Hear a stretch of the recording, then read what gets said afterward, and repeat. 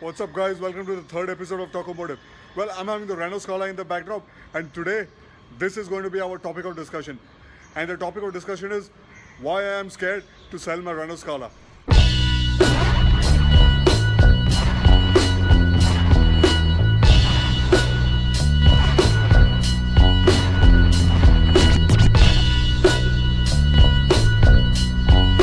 So yes, first things first, why am I sitting at the wheel and driving the car? Let's get to the back seat first. So we are at the back seat. Well, this is the primary reason why I had bought the Renault Scala at first place, to sit at the back and enjoy being chauffeur driven in. Well, just look at the space. I think this is properly unparalleled in this segment or any segment above. Well, it's having acres of legroom, and knee room, well, it's a different story altogether. And the headroom is also not a problem. I'm just a shy under 6 feet, so headroom is also not a problem. The seat cushioning is also spot on, and by spot on I mean to say, well, you can complain that there are no leather seats and all, but yeah, that's a different topic altogether. But what we have here is a good cushion seat and decent amount of back seat angle. The armrest is also well cushioned, and it's a proper full-size armrest, which is a good thing. And the headrest, well, they are the adjustable ones, and they have cushioning too, which is a really good thing. So that entirely adds to the entire rear seat aura and the rear seat ambience. It feels absolutely spot on. The next point is the ride comfort. Well, the suspension tuning has been actually very absorbent. It's not as good as the Renault Duster what we have seen, but yes, this is properly good. It partly the credit also goes to the tires, which I upgraded. The stock ones were 185 sections. Now I'm running on 195 60 R15s. Yes, we have alloy wheels on them as well. But yeah, coming back again to the ride quality is absolutely spot on and enjoyable. So this actually adds to the entire rear seat experience of being chauffeur driven in the Renault Scala. Though this car is chauffeur driven most of the time, you'll somehow have to sometime drive the car yourself and take the wheel. And for those times, let me tell you what this engine does. What this engine has is a 1.5 litre K9K engine. Yes, this is the same unit which is found on the Renault Duster, but in the 85 horsepower tune. I've driven the 110 horsepower Duster as well, but I really like this undertuned 85 horsepower more, majorly because of the drivability. Well, by drivability I say that every time I'm driving in city, I don't need to actually downshift most of the time. I'm good with the higher gears, lower RPM runs, because the power is accessible from low to mid end, and that is where the meat of the power is in this Renault Scala. Alright, let me give you some more numbers. Right now this car has clocked slightly more than 90,000 kilometers, and I'll be very honest that this engine feels as good as new. It still has that amount of low end torque which there was on day one. It still is peppy. It still is not that rev happy. Well, it's not meant to be, but at the same time, this engine has not lost its grunt. That is what I mean to say. This is a proper workhorse, and by workhorse I mean it's been actually taken to long journeys as long as Gujarat. It's run on the national highways all the time, as well as in the short distance city runabouts. And this car has always performed for me. Well, for my driver as well. But honestly, as we are talking about the engine, I need to add that because of the so good drivability, because of that low end torque which is accessible from low to mid range, this car provides excellent fuel economy. Well, I've got as high as 27 kilometers per liter also, but that is like driving like a grandma, So I wouldn't say that 27 is gettable that easily. But yeah, you can do 23, 21 kilometers per liter very easily by driving 100 kilometers per hour, 110 in the fifth gear. Keep cruising at that speed, you'll be at least topping more than 20 easily.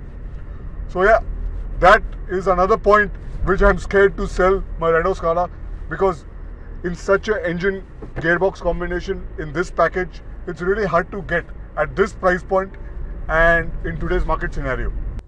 So yeah, the next good thing I like about the Renault Scala is the service intervals. Well, the service intervals are defined as 10,000 kilometers or 12 months, whichever comes earlier. So other than the service intervals, I believe that the servicing part is also pretty decently priced by Renault here. Though we know this is a Nissan Sunny deep inside, So that being a Japanese product. So yeah, that way this is pretty cheap to maintain. And I say this because I have some data here. I have the service records in front of me, but I'm not going to bore you by reading you out all of those. Just for example, I'm going to talk to you about my the engine oil cost. The engine oil cost approximately 400 rupees per liter. So that is pretty decent, I think, and pretty affordable. And other components are also pretty cheap. So every time the car goes in for a service, I don't expect a bill more than 10,000 rupees.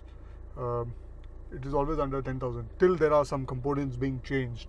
I remember the last time I had changed the brake pads in a service. That time I changed the brake disc as well. So I was charged with the service around 13,500 rupees, which is pretty good. So yeah, we know the service is pretty cheap and reliable. The next part which I believe is good is the warranty. This car is around more than 3 years old now, but the warranty is still active. The minimum warranty, the maximum warranty what the Renault has given is 2+2, which is actually 2+2 being the extended warranty. So it's a 4-year warranty period for this car, and this is still active for the Scala here.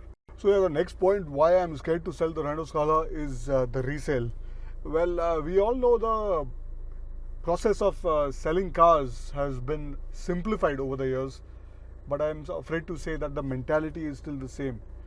By mentality, what I'm talking here is when you're trying to sell a 90,000 kilometer run car, people are of the opinion that the car is finished. It's at the end of its life cycle. Yeah, but again, 90,000 kilometers on the clock. Well, if this were a Toyota, it would have sold. It would have been sold by now. But at the same time, that is the biasness what is there in the market today. You know, people really don't understand that there are some good products in the market which are as good as the Toyotas when it comes to the long-term longevity of that product. So, skin deep, I truly believe that this 1.5 K9K engine, which is maintained well, which will always been serviced properly, will outlast or maybe last as good as what you expect from a Toyota's D4D engine. And this is something which has always the subject matter, that why I'm scared to sell the Scala. And again, in Team BHP we had a thread that should we sell a car which is more than 3-year or 5-year old, or keep it. So it is that kind of dilemma right now. So that is the reason right now, the last reason why I feel I'm scared to sell my Renault Scala. Well, one thing which I wanted to report in my ownership of the Renault Scala is the plastic quality is absolutely mediocre, and the worst is on the steering. It has shown massive sign of age on the steering wheel, and it's absolutely degraded, and I really don't like how the steering wheel has aged. So that is something which I really don't like on the Scala. I'll probably have to get a steering cover soon. And the next is also on the rear bumper. I see a lot of deformation has taken place. Well, I just don't know how that has happened. So that is what Renault has to do. They really have to pull up their socks when it comes to their plastic quality. So yeah, to conclude things here, we are talking about a car that's very cheap. We are talking about a car that is under 10 lakhs of pricing. And we are talking about a car which is having excellent fuel economy, which is a huge plus. Well, this is a car which is pure convenience, and not only when you're being chauffeur driven in, also when you take the wheel sometimes. So guys, do not put down this car just for the looks of it or the brand. Just go and check out the car in a showroom close to you, and you'll be really happy with what kind of value this car provides.